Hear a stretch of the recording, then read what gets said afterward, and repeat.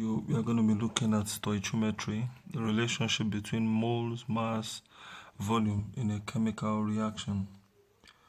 Now, by definition, stoichiometry is the relationship between moles, mass, volume of species in a chemical reaction. Okay, so we see an example here where sulfur 4 oxide, SO2, 2 moles of sulfur 4 oxide, reacting with 1 mole of oxygen to give us 2 moles of SO3. Now, in stoichiometry, one of the most important things is the equation must be balanced. Okay, so you can see here we have 2 moles of sulfur on the left hand side. On the right hand side, we have 2 moles of sulfur. On the left hand side, altogether, we have 6 moles of oxygen. On the right hand side, we have 6 moles of oxygen. Okay, so now, but stoichiometry has to do with the mole ratio, mass ratio, volume ratio, or relationship. Now, when we talk about the mole ratio, the numbers here directly in front of the species gives us the mole ratio. So we can see that 2 moles of SO2 react with 1 mole of oxygen to give us 2 moles of SO3. Okay, so we say that the mole ratio is 2:1:2. Okay, so that leads us to the mass ratio. Now, the mass ratio depends on the mole ratio. To get the mass ratio, you multiply the mole ratio by the molar masses of each of the species. Okay, so how do we convert mole to mass? Is by multiplying by the molar mass. Okay, so we have here for SO2, the molar mass of SO2 is 64. Okay, now the molar mass of sulfur is 32, plus that of oxygen is 16 times 2. Okay, so that is going to give us 32 plus 32, and that gives us 64. Okay, so and so on and so forth. That's the same for oxygen. The molar mass of oxygen is 32. The molar mass for SO3 is 80 grams. Okay, so we have, you multiply the number of moles by the molar mass. So we have 2 times 64 grams of SO2 will react with 1 times 32 grams of oxygen to give us 2 times 80 grams of SO3. Okay, so that leads us to the volume ratio. Now, the volume ratio is actually the same thing as the mole ratio. The volume ratio in any relationship, in any reaction, is the same as the mole ratio. Or you can say the volume relationship is the same thing as the mole relationship. Okay, so since the mole relationship is 2:1:2, then the volume ratio is also 2:1:2. Now, but if we have to, in certain question, we would have to convert the mole to volume. In that case, you multiply by the molar volume at STP. The molar volume for a gas at STP there means standard temperature and pressure. The molar volume of a gas at STP is 22.4 dm³. Okay, so it means I can still write that the volume ratio, which is the same thing, is 2 times 22.4 dm³, ratio 1 times 22.4 dm³, ratio 2 times 22.4 dm³. Okay, so let's see a question here. We want to see questions that has to do with converting, mole to mass and also mole to volume. Now, the first question says, what is the mass of 3 moles of SO2?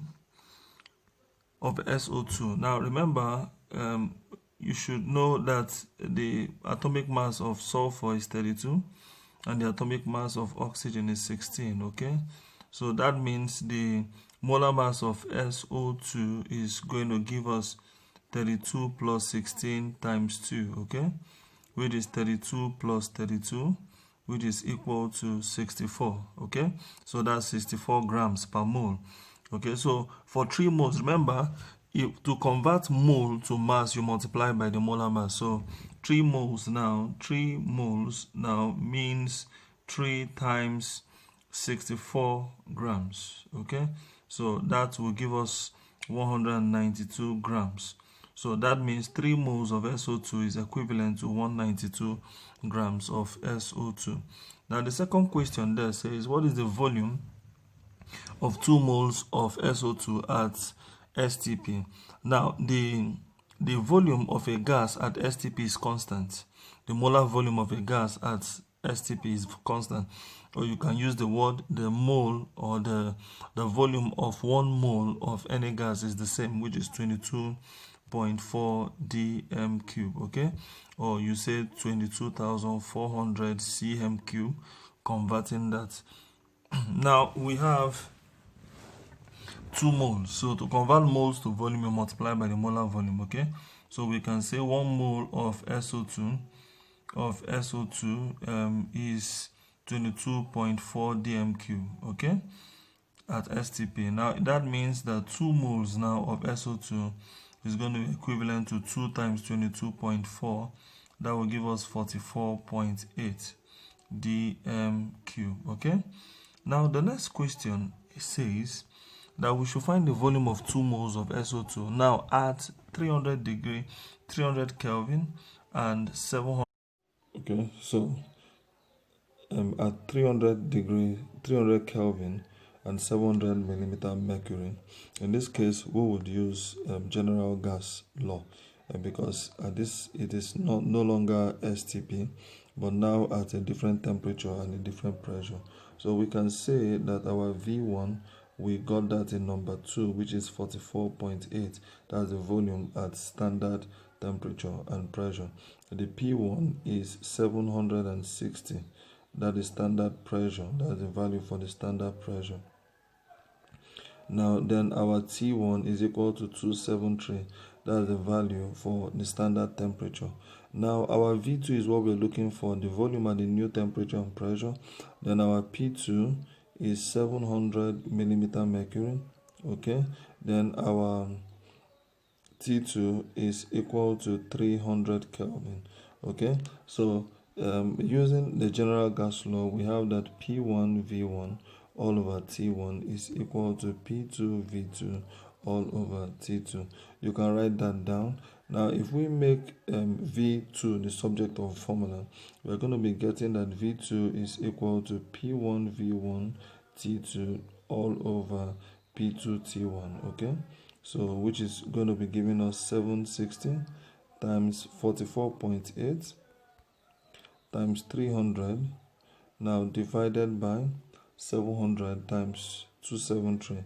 700 times 273, okay? So and multiplying that, we are going to be getting 53.45 dm cube.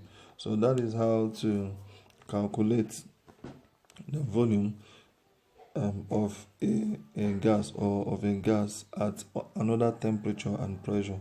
You use the general gas law. Okay, so we see a question here on stoichiometry.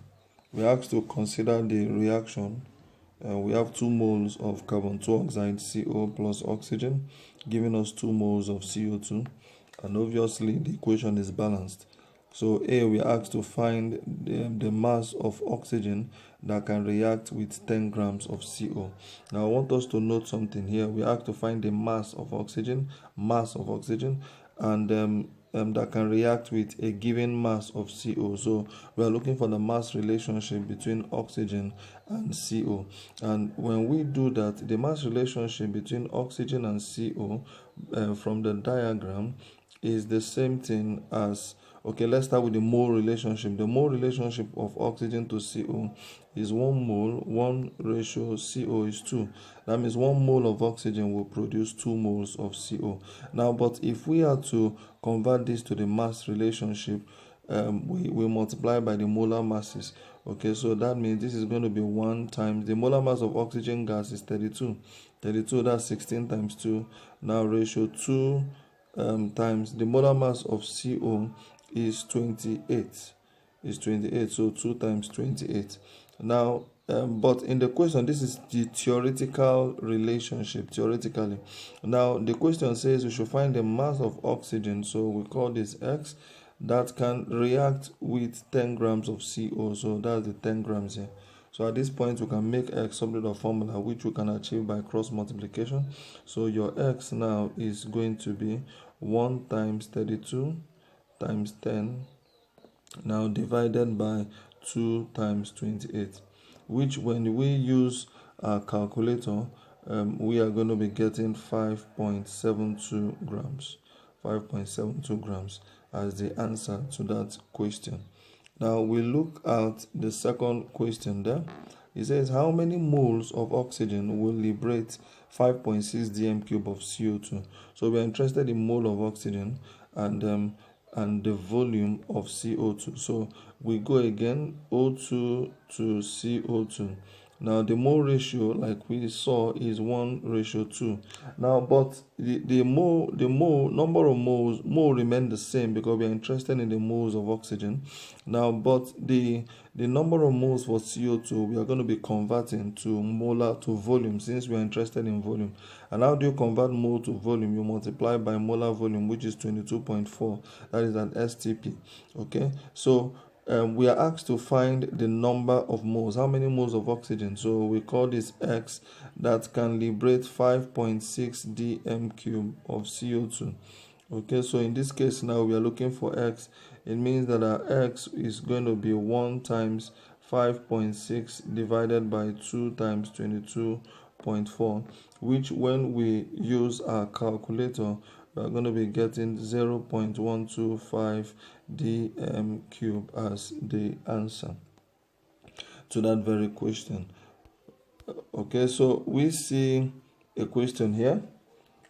Sodium hydrogen trioxocarbonate 4 decomposes to liberate CO2 gas according to the equation. Now that's the equation. A, find the number of moles of sodium hydrogen trioxocarbonate 4 required to liberate 10 dm cube of CO2. So we are interested in sodium hydrogen trioxocarbonate 4 and CO2. Okay, so if we write their molar relationship, the mole relationship, well, we have this ratio CO2 is the same thing as, that means 2 moles of CO2 will give us 1 mole, and 2 moles of NaHCO3 will give us 1 mole of CO2. Okay, so but in the question we have to find the number of moles of NaHCO3, so that means this will remain 2 moles. We'll leave it at moles to liberate 10 dm cube of carbon dioxide. In that case, we have to convert the mole of carbon dioxide to the volume. And how do we do that? By multiplying by the standard volume, which is 22.4 dm cube. So that means this mole here will be multiplied by 22.4 to convert it to volume. Now the question is at STP. We are assuming that it is at STP, that means at standard temperature and pressure. So we are looking for the number of moles required to liberate this. So we call number of moles of NaHCO3, that is X, and Y here is 50. Sorry, here is 5. Okay, sorry, 10 dm cube. 10 dm cube. Okay, so we can find X now by cross multiplication. Your X now is going to be 2 times 10 divided by 22.4, and when we multiply that, we are going to be getting 0.892 moles. 0.892 moles. Okay, so we see the second question. It says what volume of CO2 will be produced from 20 grams of NaHCO3. So in this case, we're interested in volume. We convert the mole of CO2 to volume, and we convert the mole of NaHCO3 to mass. So we go back there again. NaHCO3, the molar ratio between this and this is 2:1. Now, but we need these 2 moles of NaHCO3 to be converted to mass, so we'll multiply it 2 times. We'll multiply it by 84. 84 is the molar mass of NaHCO3. I'm going to be showing us after now how we do that calculation. Then 1 times, for the volume, we convert the number of moles of CO2 to volume, which is to multiply by 22.4 dm cube. Remember, we are assuming that the whole of this is taking place at STP, standard temperature and pressure. Now, we are now looking for the mass, the volume of CO2, so we call that X, and the mass given here is 20. So we can find X by cross multiplication. That means our X now is going to be 20 times 22.4, okay, divided by 2 times 84. And when we do that, we are going to be getting 5.33 dm cube. Okay, Now let me quickly show us how we got the molar mass of NaHCO3 to be 84. Your sodium there is 23. That's the molar mass of sodium. The molar mass of hydrogen is 1. The molar mass of carbon is 12. And Y oxygen is 16 times 3. We have 3 oxygen there. So that's going to give us 24 plus 12, which is 40, which is 46. 24 plus 12 is 46, okay? Then plus 3 times 16 is 48, okay? So, sorry, 24 plus 12 is 36, not 46. So 36 plus 48 gives us 84. Okay, so that is how we get that. Thank you very much. Don't forget to subscribe. Just click the subscribe button to receive notification of any of